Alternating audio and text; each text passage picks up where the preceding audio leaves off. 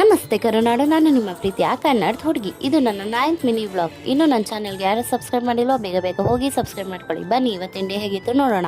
ನಾನು ನಮ್ಮಮ್ಮ ಬಸ್ ಹತ್ಕೊಂಡು ಹೋಗಿದ್ದೆ ರಾಯರ ಮಠಕ್ಕೆ ಅಂತ. ರಾಯರ ಮಠಕ್ಕೆ ಹೋಗಾದ್ಮೇಲೆ ನಾವು ದೀಪ ಹಚ್ಚಬೇಕು ಅಂದ್ಬಿಟ್ಟು ಟಿಕೆಟ್ ಕೌಂಟ್ರ್ ಹತ್ರ ಹೋಗಿ ಟಿಕೆಟ್ ತೊಗೊಂಡು ದೀಪ ಹಚ್ಚಿ ಅದಾದಮೇಲೆ ಬೃಂದಾವನ ಹತ್ರ ಕೈ ಮುಗ್ದಾದ್ಮೇಲೆ ನಾವು ಹೋಗಿದ್ದೆ ಪಕ್ಕದಲ್ಲಿರೋ ದೇವಿ ದೇವಸ್ಥಾನಕ್ಕೆ. ಅಲ್ಲೇ ಇತ್ತು ಅದೂ.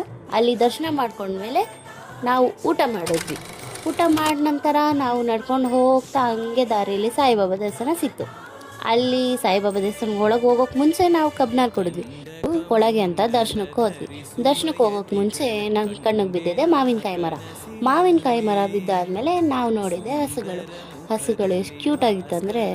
ಅದಾದ ನಂತರ ನಾವು ದರ್ಶನ ಮಾಡ್ಕೊಂಡ್ವಿ.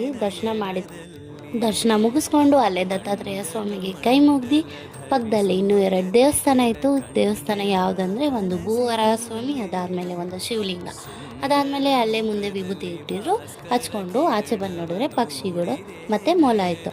ಅದನ್ನು ಸ್ವಲ್ಪ ವೀಡಿಯೋ ಮಾಡಿ ಹೊರಗೆ ಬಂದ್ವಿ. ದೇವಸ್ಥಾನದಿಂದ ಬಂದಾದ್ಮೇಲೆ ನಾವು ಮನೆ ಕಡೆ ಹೊರಟ್ವಿ. ಮನೆಗೆ ಹೋದ್ಮೇಲೆ ಐಸ್ ಕ್ರೀಮ್ ತಿಂದ್ವಿ. Thank you.